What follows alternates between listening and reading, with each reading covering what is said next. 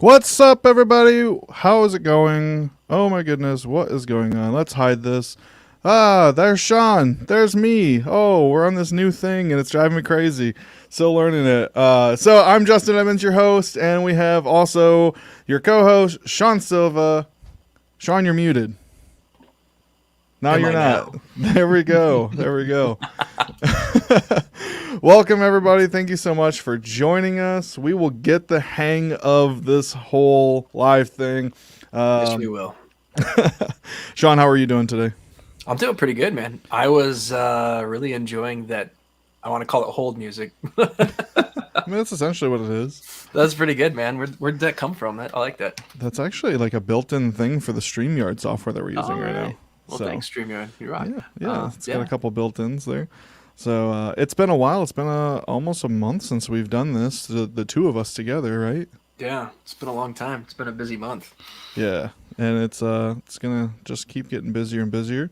But I'm glad that we can start doing like a Saturday thing. I think it's gonna be cool. So, Oh, looks like Tom says we locked up.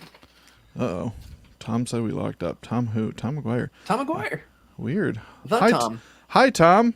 How are you? Hopefully we get unlocked up. I don't know why we would be locked up, but we'll kind of keep going.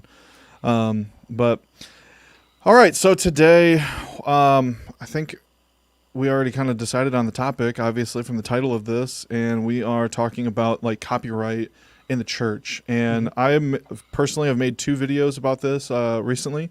And it's been a big thing. I made the first video right before Easter, and I posted it because it was something that my church was dealing with a lot on our live stream. And, you know, I periodically was seeing people posting about it and how to fix it, and no one really had an answer. And then Easter hit.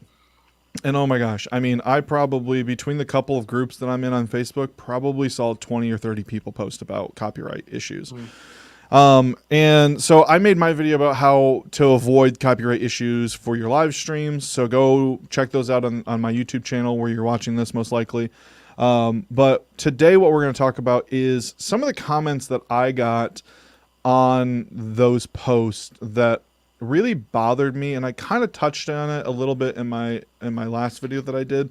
But Sean, I wanted to talk to you about it, being someone who's in a band, who's trying to make a living as a band, those kind of things.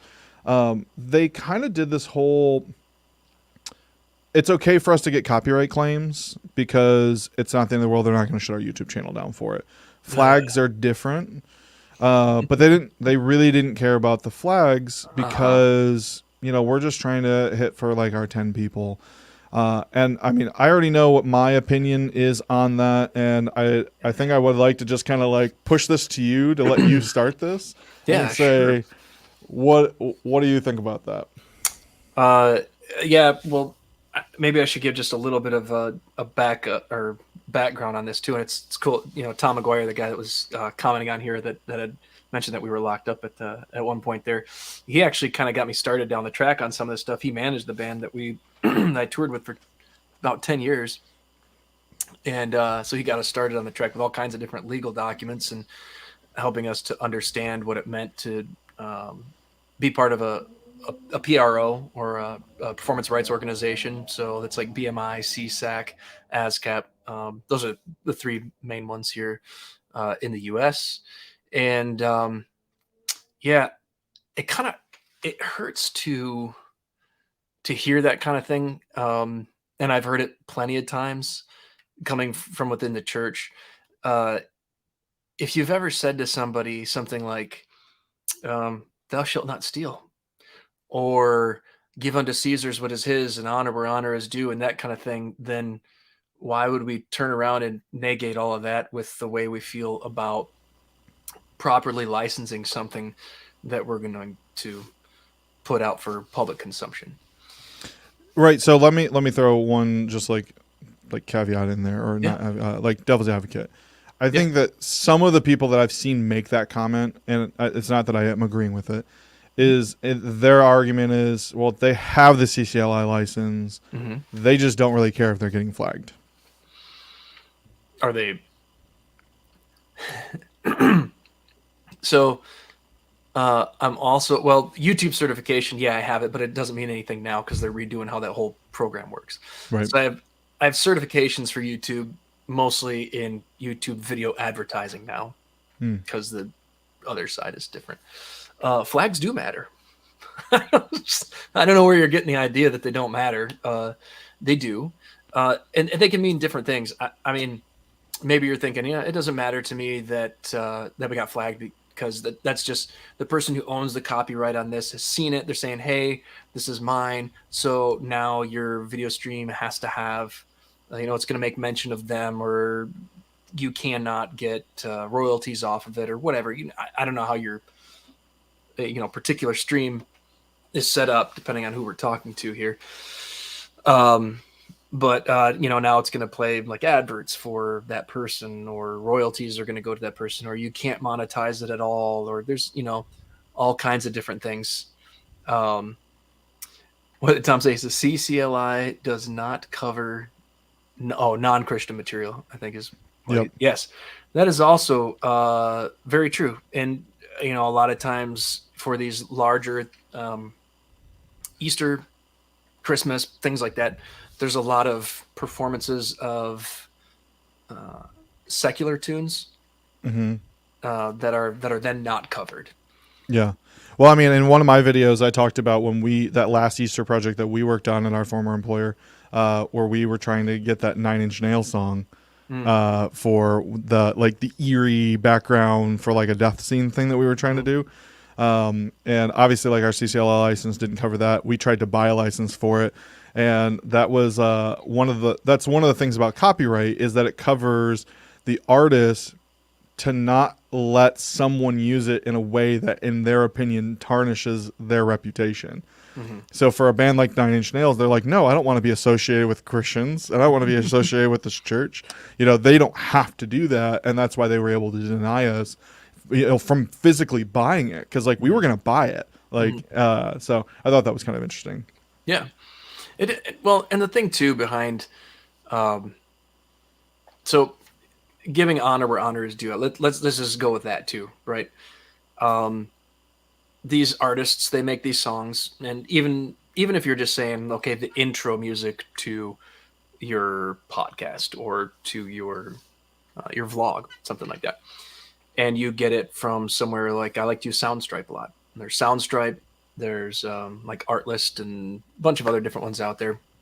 Places where you can go and you can grab some music, and you can get a license with it. And now you can either whitelist your YouTube channel, or you can copy that license key that it's going to give you into the description for your thing, so that YouTube knows, oh, okay, well, they have the rights to use this song. The thing about putting those pieces of information out there is the same reason why you have to have that coverage for performing these songs live in a live scenario, right? These performing rights organizations, the artist makes the song.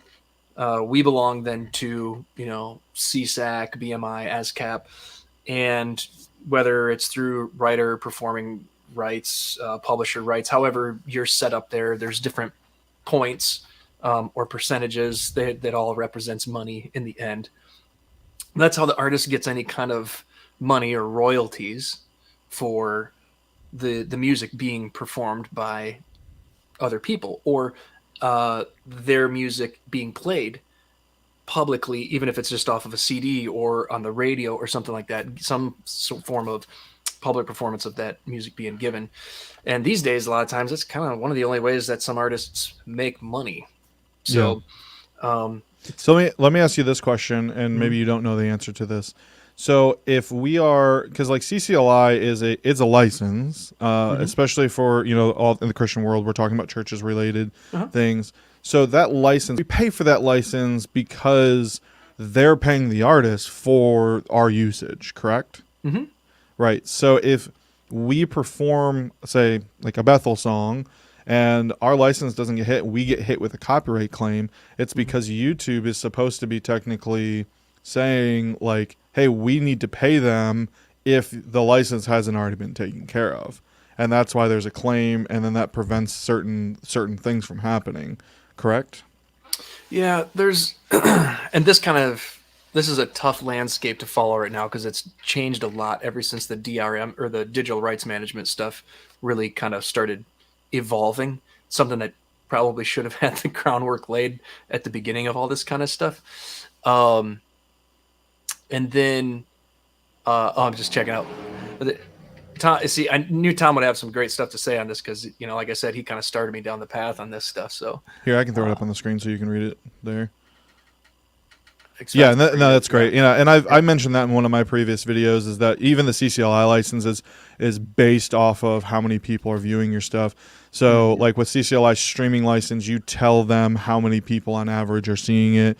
Type thing, and obviously like that should change as your church grows, but for the most part churches aren't usually like exploding like crazy, so it's like I know that my church is 120 people, so like for my in-house CCLI license, that is we do for about 200 people for the occasion when we do grow, and then for our streaming license we put in about 50 people because we get about 20 people consistently, and then that gives us a little bit of headroom, and then next year when it's time to renew our license, they ask you how many people are you using, because maybe you go down, maybe you go up, type thought process.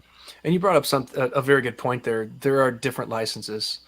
There is your performance license, and then there's your streaming license. That actually came up too. Somebody was like, well, we have the CCLI license, and we're doing these songs, so we have the rights. It's like, but do you have the streaming licenses? Right. They didn't know it was a thing. I was like, yeah. Well, it is, and it's something you need to look into, because another thing that came up, we actually heard this a lot at another place, and I remember going through and discovering hundreds of millions of dollars in like totally actionable federal lawsuit issue stuff with copyright claim and all of that jazz going on. And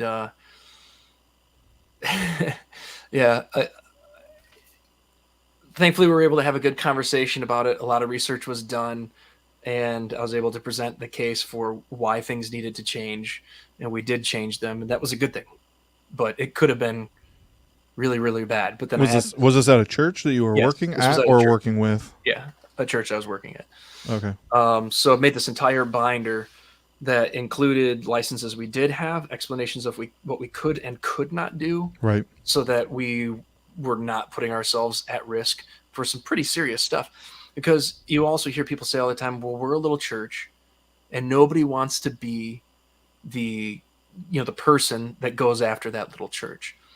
Well, never before in history has it been more okay to attack religious organizations. So what makes you think, A, what makes you think you're safe, but B, why do you think it's okay to, again, steal or not give honor where the honor is due? And it's as simple sometimes as just, it says right in your agreement with CCLI that you are going to put up your CCLI number.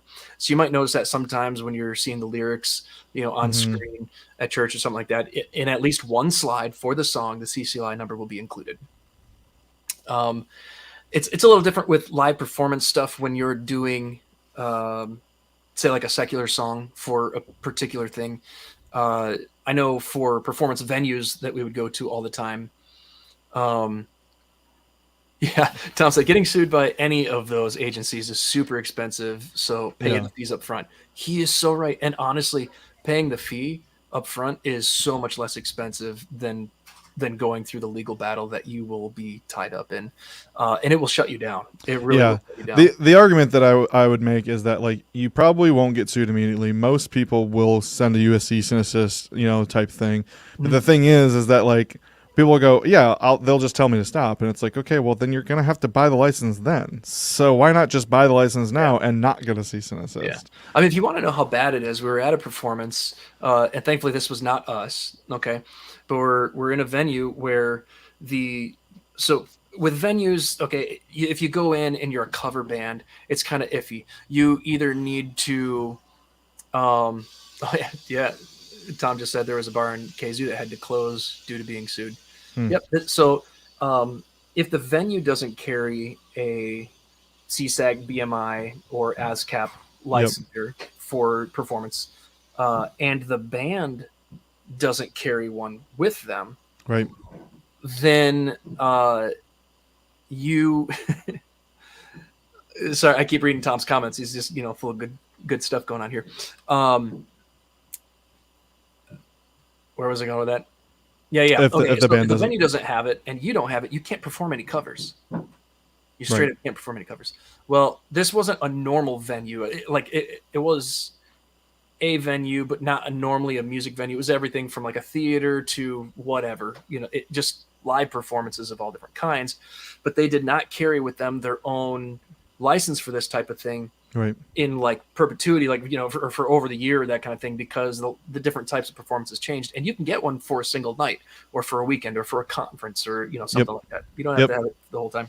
Yeah, I mean, that's why, like these music services like Spotify Business and stuff like that, they cover those things. Plugging your iPad in or your iPhone in and hitting play on Apple Music, that's a personal, account, isn't covering all of that kind of stuff for the 80 to 100 people that are in the bar or restaurant. And to be honest with you, like the CCLI license that we had when we worked at Res, like we bought a big license to play pre-recorded stuff in our sanctuary before and after. It doesn't cover that online, but like CCLI, you can also get licenses for playing movies and stuff like that. So it's like, hey, we're going to do family movie night. You need a license to play a Hollywood movie in your, thing, especially when you're not charging, like even more so if you're charging to get into it. If you're charging to do it, then CCLI doesn't cover you. Correct. So it's just like, you can't even sell concessions unless it's outside of the same room that you're right. That you're doing it. Let me finish the story about the venue that we were at. A band got up and started performing a cover. There just happened to be a representative in the audience that night from I don't even remember which one. From one of those groups or from the band? Yes, from one of those organizations, from one of those pros. And they shut the entire night down. And that's the power they have. They have that power. They were like, this is done. Or you can, and it was over. And I've seen that happen with plays. There was a performance of The Sound of Music, and they decided to add in a number that was in the movie differently, but not in the production. I was in a production of it once too. Thankfully, not the one that got shut down. And they just happened to have, a representative from the playwright company there, and they walked up and shut it down. Yeah. That's crazy. There was a curtain at one point between scenes, and it never went back up. Everybody was let go. So, what happened? What happened? Yeah, is it? Yeah, I don't know the end of the story. So it is a very serious thing, and when we talk about using clips of movies and stuff like that, that's another argument that I see come up a lot of times. Like, yeah, but face-to-face education. Well, face-to-face education only works face-to-face. And you and I, even right now, digitally being across from each other, like I see your face, you see my face, we're talking with each other, having this conversation. Right. But we're live streaming, so it's no longer face-to-face. This is now a public venue. Right. And so in order to show any materials of that nature, to perform a song or something like that, I have to have the licensure for it. And I have to have the correct licensure. Now, and in that case, I have to have both the performance and the streaming rights to do it. Right. And it is definitely, as Tom pointed out, is much less expensive to just pay the license up front. Yeah. And for CCLI, because I mean, most of the churches that we're dealing with and talking about, like the majority of what they're streaming is, they're using loops. They're using, they're singing songs of other people. Not a lot of people are trying to play a CD. I mean, they might be trying to play a CD for like the intro, like while they're waiting for their stream to start. And to that, I say it is much cheaper to spend the $120 a year and buy a Soundstripe account and just grab a couple of songs off there that can play on loop. And, but like I said in one of my other videos as well, it's like you buy like a church motion graphics, package, and they have countdown timers on there that have music on them. They're licensed, like you don't have to like, YouTube has royalty-free music library that you can download stuff off of for free. It's not that hard to avoid the issues. And I think that that's the thing for me is that, and I mentioned this in my other video as well. It's like, the Bible says to avoid the appearance of evil. Mm-hmm. We tend to use that word evil as like atrocities and like super bad things. Sin is evil. And if YouTube is flagging us, like that looks like you're doing something wrong. And you're supposed to avoid the appearance of that. So it's like, it's one thing to make a mistake and go, well, I don't know how to stop this. So those people that are going like, we keep getting flagged. I don't know how to stop it. I don't know how to stop it. I don't have a problem with that happening. But like the people that I'm frustrated with are the people that are commenting, well, we don't really care if we're getting flagged. They're not going to shut us down. And it's like, well, do you have a license? Yeah, but it doesn't really matter. Like, no, like submit your license. Do the thing you're supposed to. Yeah. Let's see. So let's if go. Flagged, you're on their radar. Right, exactly. Let's go to Tom. I was just gonna say this is a good comment too. Small churches still do tracks and solos, but that does not cover performing them live. So, so the thing about what I found from a lot of the larger Loop companies, like Loop Community and such, is that when you buy their subscription, you're buying a license to use them live in your building. And then the CCLI license also covers Loop Community and stuff like that. That's how we stopped getting flagged, is because we started submitting our Stream license. We bought the Stream Plus license. So that was, and Loop Community is covered under CCLI. But not every company is covered under the CCLI license. So you have to go to CCLI's website, see who they cover, see where you're buying loops and those kind of things. Because like I don't know if like multitracks.com is covered. I mean, I would assume because they're pretty big. A lot of the bigger church ones are probably going to be covered by CCLI. But I would do your due diligence, get on CCLI's website. And check it out. But a lot of times when you're buying those subscriptions to get those loops, they're giving you the license to play them live, but just not stream them. Mm-hmm. So yeah, and I think too, when Tom's talking about that, I think he's talking to like people that buy like the 2-track for something. Oh yeah. To do like a solo performance, somebody gets up and sings a song, and it's got the master track is what that's considered. Is playing in the background, and that's he's right there too. That's not covered. It has to be. There's a lot that goes into that. It's a lot easier to teach the band the song if they can perform it well, and have them play it behind you and just do that and skip trying to go the track route. Yeah. So the track is covered on the Streaming Plus license, though. Just so you know. Oh, is it now? Yeah. Yep. Well, so depends on who makes it still, but. Well, yeah. So I mean, if it's. Yeah, again, depends on the song. But like if you're buying a backing track for like an artist that is covered by CCLI, like if you're trying to do like a Michael W. Smith or Phillips Craig and Dean, type thing, and they have the hey, they're still around. They're still relevant. I still hear them on our terrible Christian radio stations up here.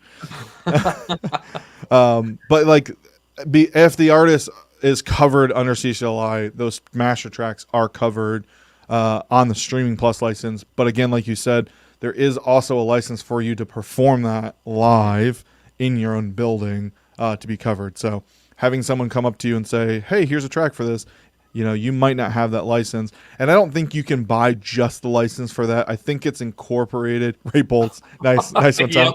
Nice. Oh my gosh. One of the guys at my church, his name is Jeff, and I was texted his number, and he spells it Jeff, like Jeff Moore in the Distance. And I was like, oh my gosh, the first time I've ever seen anyone spell their name like that. But yeah, so it's like I'm pretty sure that license is incorporated in a group. Like you buy this specific license and it covers blank, blank, blank, blank, blank. I don't think you're not gonna have, like, not to scare anyone off, you're not gonna have to go and buy a license for each and every little individual, thing. So but you do want to look, like you said, and they don't make it that hard nowadays. It's not that hard to get on their site and search for what it is you're trying to do and see if you're covered. Yeah. It used to be difficult. I mean. Back in the day, you had to get a freaking catalog and go through it, to do this track. So it's a lot easier nowadays, that's for sure. Yeah. And my gosh, Ray Bolts. Gosh, that song. Okay. Yeah. All right. So I think are you? Thank you for giving to the Lord. Oh man, now we're gonna get flagged for terrible. terrible performance. That's what we're gonna get flagged for. All right, hey guys, we want to also ask you guys, if you're watching on YouTube, make sure you smash that subscribe button, smash the thumb, comment in the comments. It helps the algorithm. If you guys are watching on LinkedIn, make sure you follow me on there, connect with me, whatever it's called on there. Make sure you're liking the Facebook page, all those kind of things. We are on Instagram as well, so make sure you go over there, check that out. We don't post on there nearly as much. We are starting to try and grab reels, so we're going to try and grab chunks of our video and post it on there, so make sure you go over there, follow that.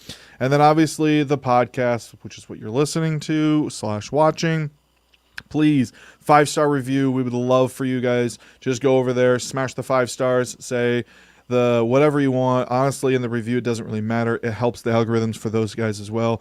Put your favorite color in there. Tell us what your favorite band is. Or, honestly, you could even say that you hate us because we're awesome and you're jealous. That would be cool too. And then you can follow me and Sean individually. If you want to go over, you can like Sean's Facebook page. He is Sean Lewis. I believe you're under as a filmmaker, correct? It's a likable page. And then you can also go and friend me on Facebook. You can just find me at Justin Edmonds. So yeah, that's the business part. That's all that stuff. So, all right, let's move on to our second topic. And this is something that me and Sean have talked about quite a few times. And I'm actually kind of interested. I don't know how well this is going to play out in like a conversation piece, but I'm really interested. So I see a lot of these videos. There's one specific YouTube channel that I follow that does it quite often. And Sean, I'm sure you know who these guys are. They're the Filmmaker Academy or whatever their channel is. And they do these, a pro with like really cheap equipment, and then a noob with really expensive equipment. And one that I watched was really interesting. The pro had the cheapest little like DSLR camera, and it was a Sony something. I don't remember what the exact brand was. Time for you all to get a Patreon. We're not quite there yet, Tom. But the Sony camera, the Sony camera was like a $250 Sony camera. And he had to do everything by himself. So it was like one-man band. He had like one assistant to help him like set like big lights up and stuff. But he had to create the same commercial as the noob did. But the noob got a full crew. So he had. Did he have to direct the crew though? Because so he did. He had wardrobe. He had a gaffer, like a grip. Like he had like everything, like a 10-person crew to do the same commercial. And he had a red camera. So he got to shoot in Red Raw. He had a pro audio guy. So it was really interesting to see, and then watch the end result of like one-man show, cheap equipment, and really expensive equipment, 10-person crew with a noob running the thing. Like it was and when I say noob, it's not like they pulled some random person off the street and said, here you go, try and figure this out. It was like someone who obviously had some understanding of video and stuff, but they're trying to go from novice to professional. And that's who they are. It's like an intern type thing. So, and it was just like little things like the direction that he gave the pro to the actor, hey, like, why don't you do this instead of this?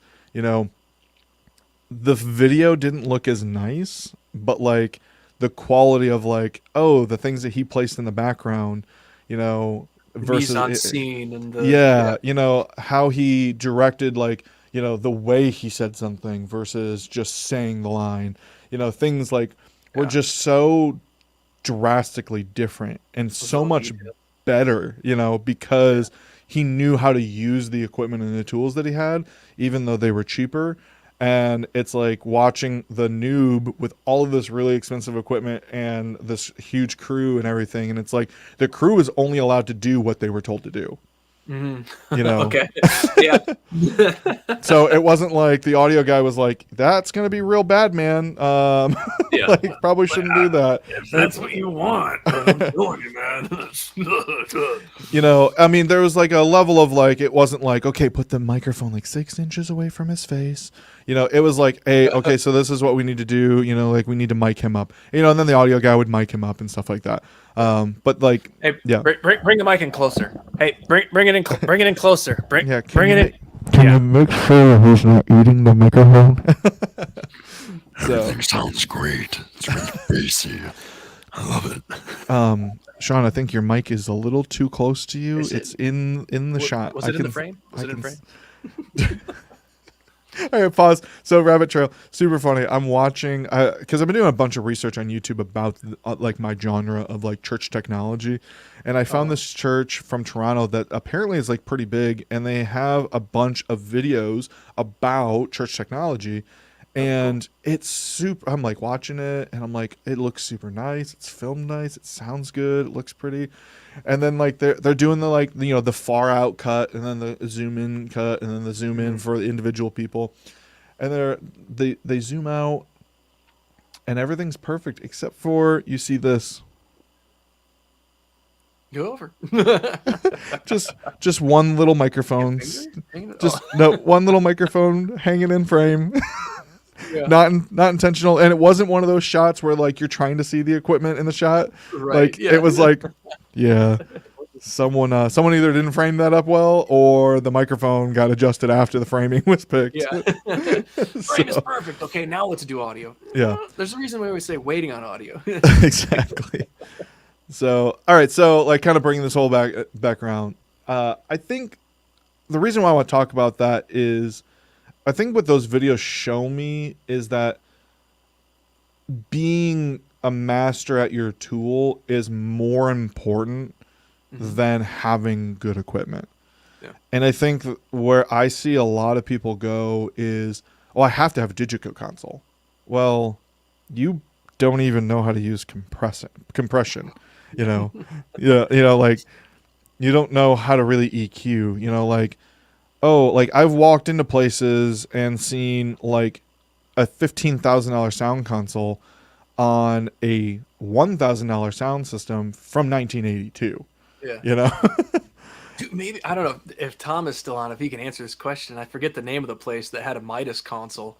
It was right across from where we used to rehearse on Godfrey there. I can't remember the name of the place, but it's like a really nice Midas console in this dive bar.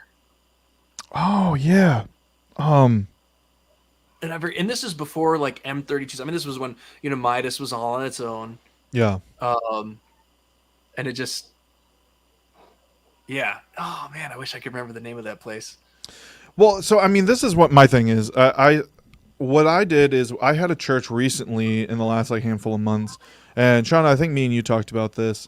Where it was like they came to us and they were like, hey, they're a little bit more established, they have a nice PA. The Those Whiskey things. Lounge. Thank you, Tom. Sorry. Yeah, Okay. the Whiskey Lounge. Yes. They were like, hey, we're trying to upgrade our console. We have an L-Acoustics PA. We have an X32. We upgraded the PA a couple years ago. We didn't have the money for a console. Now we have money for a console. Should we go with a Digico console? Should we go with, a nicer Allen Heath console? Mhm. And, I kind of was doing this whole thing of like, well, if we go Avantis, it's not the nicest Allen Heath console, but it covers everything that you need to cover. Okay. Because it'll do 64 channels. They're at 32. They were maxed out. I'm like, we can double your inputs essentially with this console. It's 96K. We're going to dump it into Dante World, convert that to AVB. Like, we're going to kill this. Sorry, I drank pop while we're doing this, and I burp occasionally. Sorry. I should probably stop doing that. And that console was a The old 5.1. Oh, nice. Yeah, down in the YMCA. Yeah, Tom, you ran that, right? I think, correct? He ran that, or he was one of the guys that ran that. Whatever. Yeah, he was a part. Yeah. Yeah. So they were like, okay, what's the difference? I was like, well, the Digico was it wasn't exactly, but it was close to almost double the price. And I was like, I would rather see you guys take that extra like $10,000 to $15,000 and invest it into one of your volunteers, because they didn't have a full-time AV person. Oh yeah. And I was like, I would rather either see you hire someone part-time, where it's like, hey, you're going to mix every Sunday, we're going to pay you, and we're going to send you to some classes with that money, you know, and increase the level of this rather than spend the money on the nicer console, you know, just because you might get a little bit more clarity to it. But I'm like, the clearer you're, you know, and we kind of discovered this, and also had a fully nice. Yeah. And that was the bar. The thing is like, and Sean, we experienced this when we bought the M32 in the ground floor. Yep. It was like going from that analog console to that digital console was like, oh my gosh, look, listen how clear this was.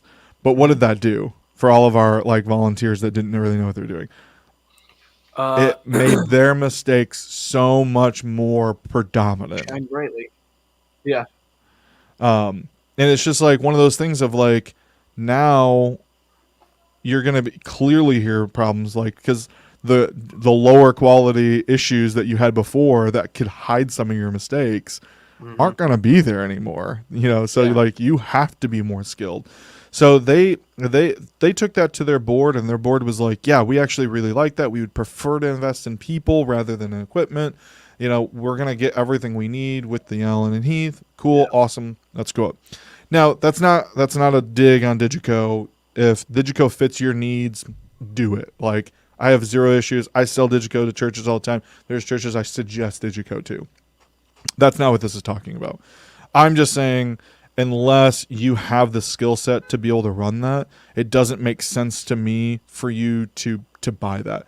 Like, I'm not skilled enough in video to be able to go and buy a Red camera and go, this makes sense for me to own this. Yeah. You know, for you, Sean, that's a completely different scenario. Yeah. I mean, we have with some clients that might even be required. Right. You know, oh, we're filming this commercial for such and such, and so we're requiring it for whatever reason. Sometimes clients just get it in their head because Red is kind of like a buzzword. Yeah. Just like Digico can be, right? In Yeah, the exactly. audio world. So it's like, okay, you know, we want you guys to come, but we want you to guarantee us that this is going to be filmed on Red. Yeah. Why? I mean, I get what Red is and what it has done, but there are so many other options out there, and some that may actually be better for this thing, but they're requiring it, and so we got. I actually prefer Ari, so if I could have one for myself, not that I haven't used them, but if I could have my own, I honestly have actually never seen an Ari camera in person. No, oh man, I've seen plenty of Reds now. I do remember the first time I actually got to hold a Red camera. Noah Sam still had one, and he got it for a job. He rented it, and he called me. He goes, "Hey, you want to come over and help me set up a camera?" And I was like, "Why do you need my help setting up a camera?" And I showed up. And he goes, "Here you go," and he handed me this camera. I was like, no, you knew that I always wanted to hold one, because we had just had that conversation like 2 weeks prior about how I was like, yeah, I just want to hold a Red camera. Like, it would be kind of cool. Like, you know, this is like when I was just getting in. I just got my first DSLR. I have my Canon 7D I just bought. I shot your video on that. That was the first video I ever shot, like fully on my own. And let me see if I remember correctly. Tom was running audio. Yep. Man, it's like the whole crew's here right now. On a Digico SD11. On a Digico. But yeah, no, it was good times. But yeah, I've seen a couple more. You can't watch 8K anyways. You can if you have a Sharp 8K television. Wow, you must be pretty rich though if you're. Those are actually not nearly as expensive as I thought they were. But what and the deliverable for 8K and the distinguishability, like for your eyes and stuff like that. Yeah, we've kind of reached that point where it's just, there's not really a point. And I think audio and lights. That's right. Tom was around both. When we're talking about the, pros with novice tools or a novice with pro tools, not software. Tom, you should hop over on YouTube so that we can get the consumption time from you watching instead of LinkedIn. Anyways, and projection. That's right, because we had that. Oh yeah, you had the giant screen. I do remember. Yeah. What theater was that? Was that in Allegan? Yeah, that was at the Griswold. Yeah, the Griswold. Yeah. So then, it's such a cool exercise. I remember my first day in film school, and they broke us up into tiny groups, and they gave us a camera, and they gave us very few instructions, like put the tape at that point. He said, send him the link.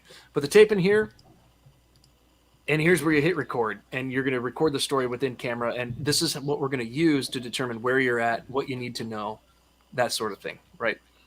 And that was really kind of almost like one of those things where they put a professional camera in our hands, and we had to go create something with it and then come back, and then they shaped our education around kind of like what came off of that. Yeah, the screen was from Studio 28. I just drove by there and like saw that there's like literally one little like utility building of 28 at Studio 28 still. Yep. That's the only thing that's left. That's so crazy. And that used to be a drive-in even before it was before it had all the screens. So it kind of felt like one of those moments from those videos of being, you know, sort of a novice. I mean, like I had some knowledge of film and working with cameras because the school that I went to at the time was state of the art with that type of technology. And so we had a local news station that when their stuff broke, they would come to our high school to film their news broadcast because we just had better equipment anyways. You know, and so I had some experience on that front. But still, it was cool to take that and then shape it. But I think what it shows too is that not just being a master of the one particular piece of equipment, right? But with film, it's all about telling a story. And you can almost say the same thing when it comes to running audio. It's close to that same type of thing, but you really are having to you're creating an entire scene here. It's like painting. Yeah. You know, you've got, instead of, all right, some white fluffy clouds over here, some, you know, what we're doing is we are kind of painting that soundscape for people. And, you know, the idea is they can close their eyes and you can still visualize where everything is. Or in this sense, for worship, it can all disappear and you can just be in that moment and let yourself go. And so, you know, you could totally put somebody on a really expensive Digico console and then put, you know, a pro who's been doing it for years, you know, like, I don't even know how long Tom's run sound, but, you know, or Wild Bill, somebody like that, and put them on a console that is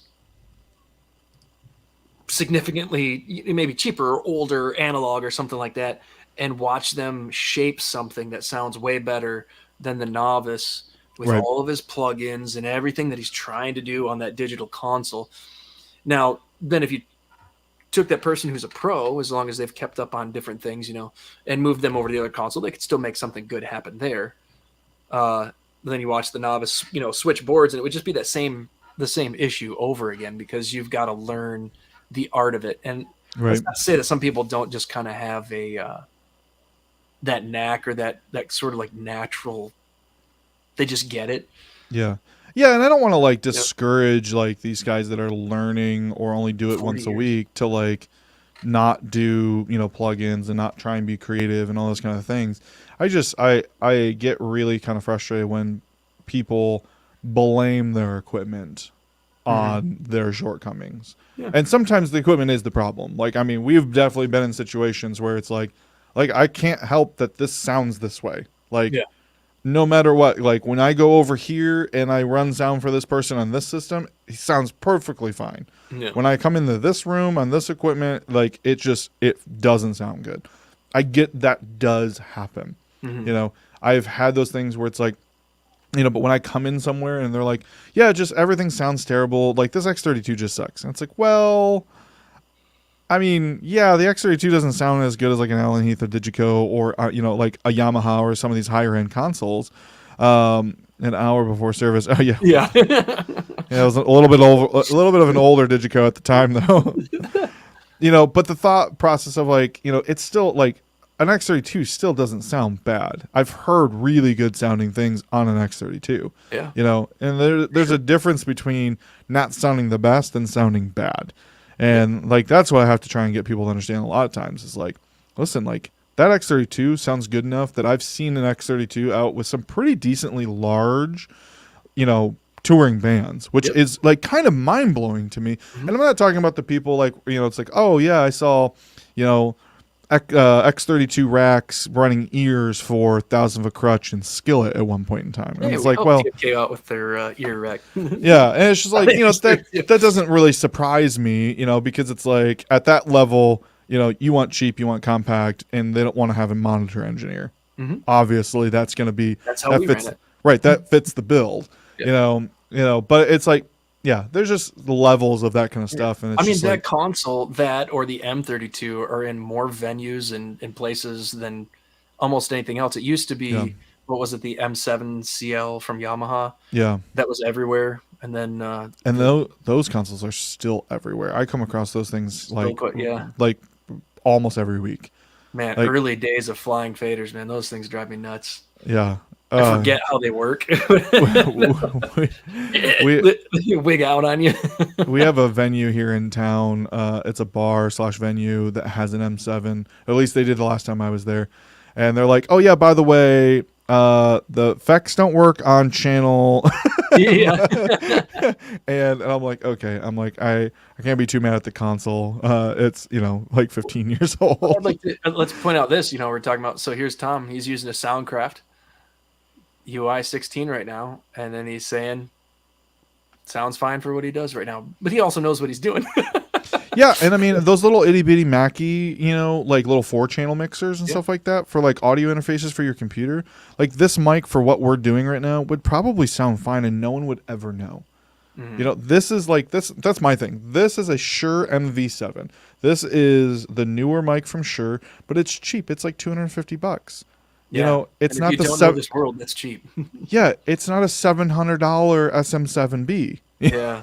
Or Or like the classic RA20. right, or an Earthworks or a DPA or like any of those things that are $1,000 or more. And like that's the thing is like this MV7 makes so much sense for Shure to come out with at this price point, because for what this mic is being used for, it doesn't matter. Like this sounds great for what like someone watching a video on this device. Like the speaker only can produce so much quality. Yeah. But when we go into like the room, it's like if you don't know how to use compressors, if you don't know how to use effects, if you don't know how to EQ, going from an X32 to an Allen Heath or a Digico isn't going to change any of that.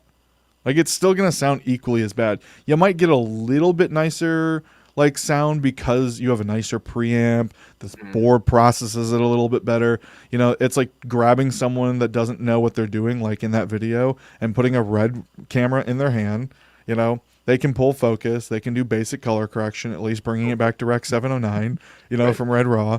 And it's like, yeah, that would look amazing to the average person, but like that's not really changing anything. You could have gotten the same quality video from, a GH5 or a Blackmagic Pocket camera that's $1,200 versus what's the cheapest Red you can buy right now? Like $12,000 for the body? Was like of the new lineup? Yeah. Gosh, I don't know. If we need to use them, we just rent them. So Yeah, it's still I think it's like $12,000-$15,000 for the cheaper ones. It's just like that idea of like we have to have a Red camera or we have to have a Digico because that's what's going to make our stuff better. It's like, well, Yeah. I'm sorry. I've literally watched, I've watched full-length feature films in a movie theater that were shot on an iPhone 11. yeah. Yeah, the thought that you need better equipment in order to reach another level it's honestly like it's a crutch in the wrong way. It's what you're leaning on to keep yourself from doing what you need to just start doing, Right. right? And so and instead of just using what you have to enhance what you're supposed to be doing, you're using what you Great don't word, have great to word. distract you from what you should be doing. Yeah. Right? That was I perfect. think it perfectly plays into it because you just and I'm guilty of it too. I don't want to say this and sound like I've never had this thought process. It's because I totally have. And for the longest time, I didn't have a camera of my own at all. I remember. And yet I was DP for so much stuff. Like I've got a run camera for these things. It was about what I could see, and thankfully people saw that in other work and allowed me to rent cameras that were expensive and to do some of this stuff. I didn't have one. And so when it came time for me to want to start telling maybe some of my own He said Red Komodo is $6,000. Okay, I thought there was Okay. something under 8 now. So the just that thought process of like, oh gosh, in order to tell my own stories and start doing this kind of stuff, I need something great. And part of that came too because I had used some good stuff and a lot of different good things, and also following some people that were using some really good stuff and whatever, and it just kind of creates this like, oh man, if I want it to look like that, or if I want it to sound like that, or I want these, then I need to have that next level. Right. But then to realize that some of the people that I was following were not using that expensive of equipment. They just knew how to use the equipment they were using. And even more importantly, they knew how to tell a story. Right. And that really is kind of what it comes down to. Because I could shoot on a red. I could use, just some amazing lens selections, Cook primes and stuff like that. Or maybe I'm shooting the whole thing and telling great stories is better than the best gear. Exactly. Amen to that. But if by the end of it, you're just like, wait, what?